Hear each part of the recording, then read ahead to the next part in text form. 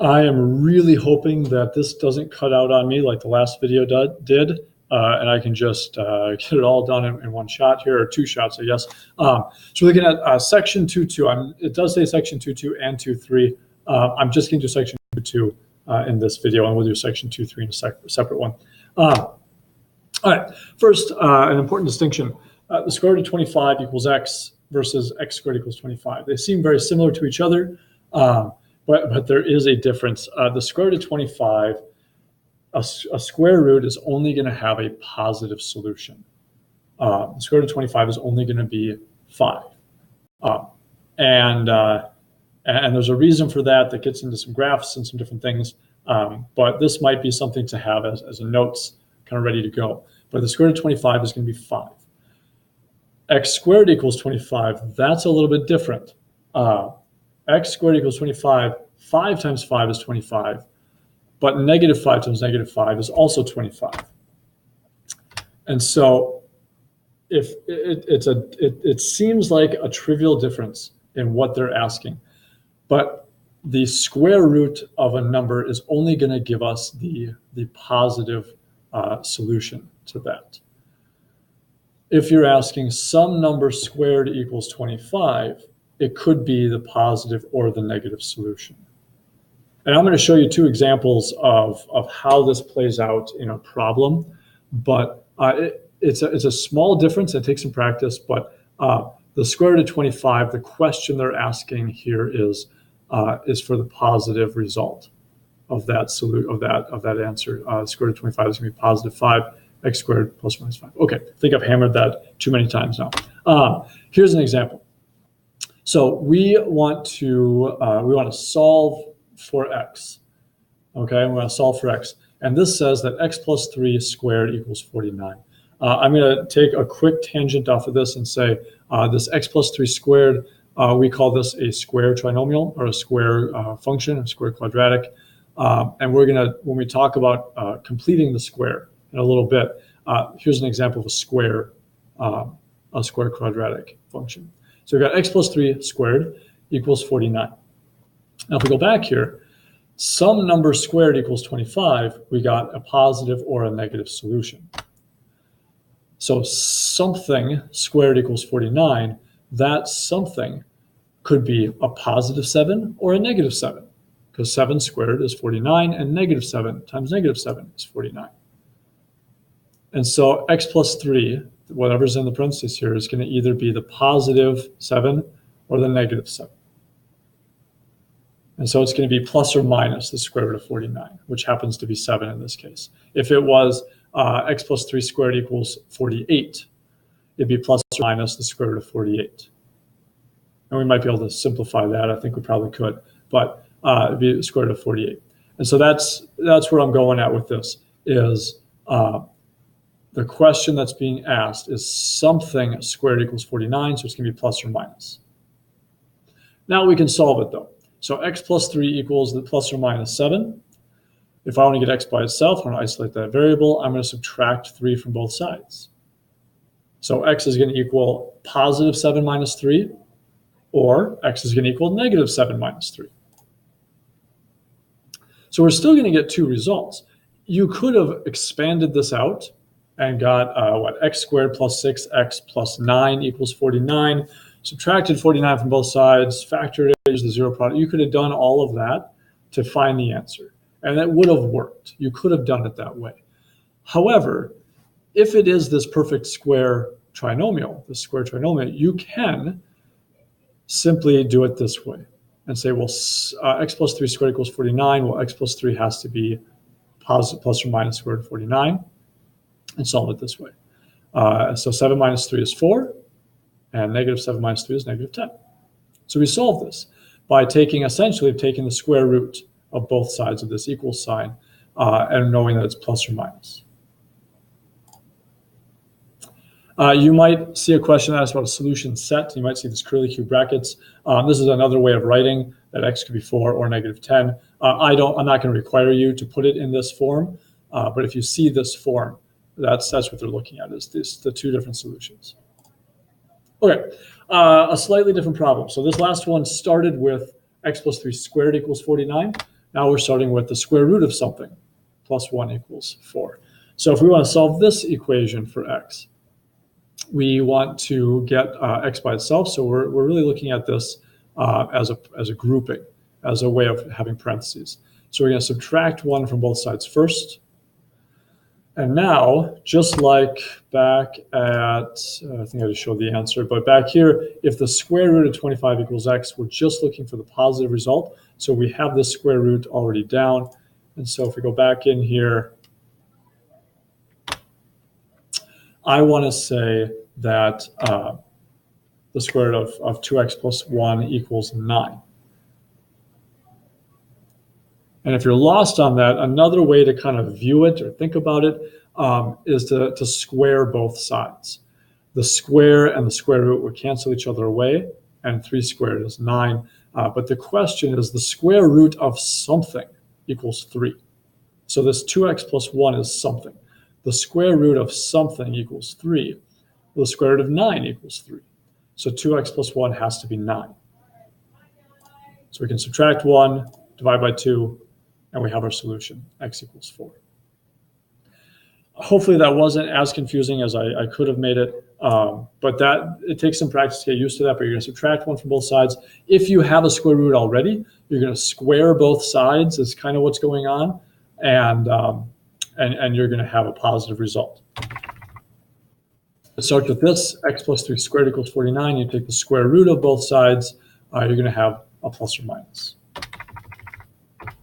Okay, completing the square. And I've got a little meme there. I'll let you read it and either chuckle or roll your eyes at me. But completing the square is a way of solving if it can't be factored. Now, I've chosen an example here where we might actually be able to factor it. In fact, I think we can. Yes, you could factor this. However, into a nice way.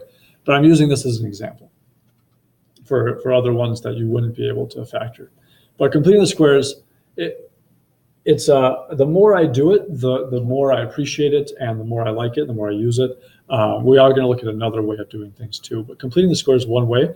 On the test, you will be asked to complete the square, and you will be asked to show your work on that. So you do need to be able to do this process, to follow this process at least once to solve a quadratic equation. Now, when I escape here and go to a document camera, you're going to see some geometric shapes. I'll come back to that. So I'm gonna go to this document camera, and let's talk about this perfect square. So I mentioned earlier this is a perfect square quadratic. If you expand this out, so we've got x plus 3, we'd end up with x squared plus 6x plus 9. What we're being asked to do is take something that's in this form or close to this form, not quite, but almost in this form, and turn it into a perfect square trinomial or perfect square quadratic. So that's our goal. And what you'll notice, or what you maybe don't notice, but what we're going to find out is that this constant here happens to always be half of this second coefficient squared. If you take half of 6, you're going to get 3. And if you square it, you're going to get 9. And in any case, if you do x plus 4, x plus 5, x plus 7, doesn't matter. If you take half of that middle coefficient, that middle coefficient there, and square it, you're always going to get the constant coefficient, or the constant at the end. Going back to this piece here, we are close here in that if you take 10 divided by 2, you get 5, and 5 squared is 25. Not quite the minus 24 that we have here.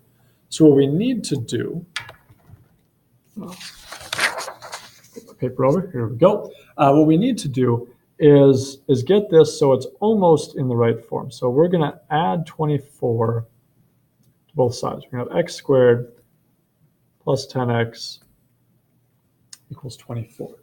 So I'm going to remove this coefficient or this c term here. I'm going to remove this constant term to the right side. And I left a whole a space here on purpose. Left a space there on purpose. I'm going to go back here.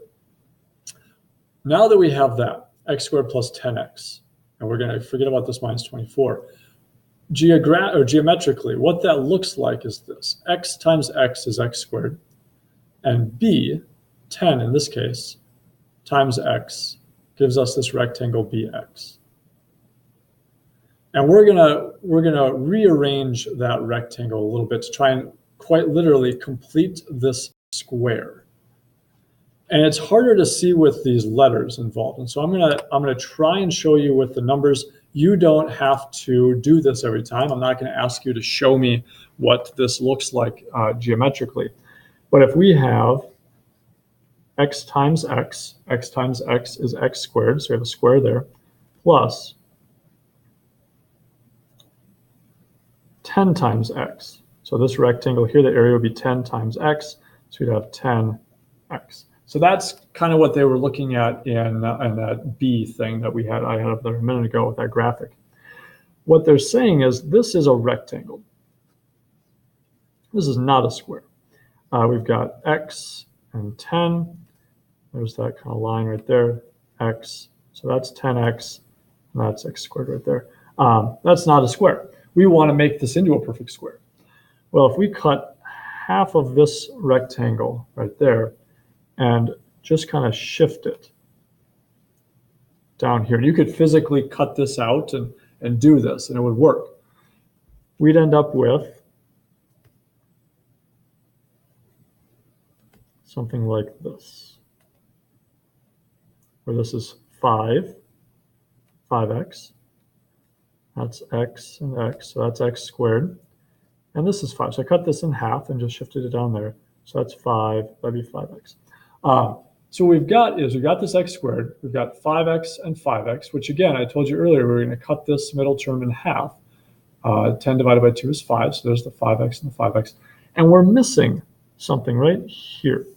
And that missing piece, if you do the area, x times x is x squared, 5 times x is 5x. This square down here would be 5 times 5. 5 times 5. So that's going to give me an area of 25. So if I take this function and I break it down into x squared plus 5x plus 5x, at that, and I add 25, what I end up with is x plus 5 squared. Now that seems like a heck of a lot of work, right? Why would anybody want to do this method of completing the square? And I'm doing this in a very slow way purposefully to show, at least hopefully show, that it's not magic. That we're taking areas, we're cutting them in half physically. You could take a scissors and cut them in half and tape it on over here, and you would have a square, a perfect square perfect square rectangle, perfect square trinomial, perfect square function. Okay, so after saying all that and confusing many of you, let's go back to that original problem.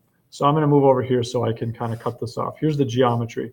So if we have x squared plus 10x equals 24. If I do all this craziness here where I take half of that middle term, half of 10, which gives me 5, and I square it, 5 times 5 is 25. If I add that on, this gives me x plus 5 squared. So that's the point. That's the purpose, is to create this. If I add to one side of the equal sign, though, I have to add to the other. So I would have, what is that, 49. And this looks similar to something we've already done. I can cancel off that squared by taking the square root of both sides. So I have x plus 5 equals plus or minus square root of 49. Or I can ask something squared equals 49. So something squared equals 49 plus or minus 7. I can subtract 5 from both sides of that equal sign. And I get that x equals plus or minus 7 minus 5. So x is either going to equal positive 7 minus 5, 2, or x is going to equal negative 7 minus 5, negative 12. And again, I chose an original function that could have been factored. So that would have been the faster way. But that's not always going to be possible. We can't always factor these functions. And so completing the square is another method. What I'm going to ask you to do, you don't have to draw the pictures ever. If you want to, you can. But you don't have to draw the pictures ever. The faster way is add the constant to the right side of the equal sign, take half of the middle term and square it, and add that on. Try this one on your own. See if you can, and you can't factor this one. This one is not factorable. And so you're going to have to use a different method. Try and use that completing the square method to solve this trinomial. I'm assuming you paused. I'm assuming you at least attempted it. If you got stuck and didn't know where to go next, then I'm gonna show you where to go in a separate video. Here are the solutions to this problem. If you didn't get those solutions, then watch the linked video. And I guess the or here, you could have put the -3 after or before. Both of these say the same thing. It's just a different way of writing it. So if you wrote -3 plus or minus square root of 13, that's correct. If you have plus or minus square root of 13 minus 3, that's also correct. Okay, read that on your own. Completing the square, here's the step-by-step. Quadratic formula. I'm going to stop after this. This is another way, so this is a third way, I guess, of solving these quadratic formulas. One way is to factor it and use the zero product property. If it's not factorable, you can use the completing the square method, or you can use this quadratic formula. So the quadratic formula, if it's in that standard form, we have A, B, and C, this formula will give us the solutions for x. So this is more of a plug and chug way of solving for x, rather than doing the work for completing the square. And I'm going to show you an example of how to utilize this formula to solve a quadratic equation. Okay, so here's my example. We just did this with completing the square. Here is the formula. I just wrote it on the side here so I'd have something to reference. The way the formula is set up is x is going to equal the opposite of b. So not always negative b, but the opposite of b. B in this case is a positive 6. So we would say negative 6 plus or minus the square root of b squared. So 6 squared minus 4, it's always 4, times a. A in this case is 1. The leading coefficient here would be 1, times c. And c in this case is a negative 4. Not just 4, but negative 4. All divided by 2 times a. A again is 1. So filling in the formula would look like this. Now, where the 4 and the 2 come from, I'm not going to show you because you don't need to see solving it. I believe the steps are in the textbook. So if you really want to know where that formula comes from, you can look it up in the textbook, and it will show you the step-by-step of how that was found. Plugging into the calculator, if you do 6 squared minus 4 times 1 times negative 4, you're going to get 52. Now, negative 6 plus or minus the square root of 52 all over 2 is going to give me a decimal because the square root of 52 is an irrational number. However, I am going to ask you, since we know how to simplify, radicals, to simplify that radical expression. So do a factor tree for 52, and you're going to simplify that to 2 root 13. From there, we can do some division. We can do 6 divided by 2 and 2 divided by 2. We can factor out a 2 from both of those. So we can factor a 2 out of both of those parts, of both those terms. And 2 divided by 2 then, those cancel away and become 1. The final solution is negative 3 plus or minus square root of 13, which is, again, the solution for completing the square. And that's what we found in the earlier example, way back here. Negative 3 plus or minus the square root of 13. So that's the same solution in a different way. I'm going to stop there, and I'm going to do a second video then for section 2.3. Oh, sorry, I apologize. Try this one on your own. See if you can use the formula. Part of this is using your calculator. Part of this is just being able to plug it in. So try to use the formula, the quadratic formula, to solve this quadratic. I'm assuming you paused, and I'm assuming you tried it on your own. Here's the solution. If you didn't get that solution, watch the linked video. Now I'm going to stop it.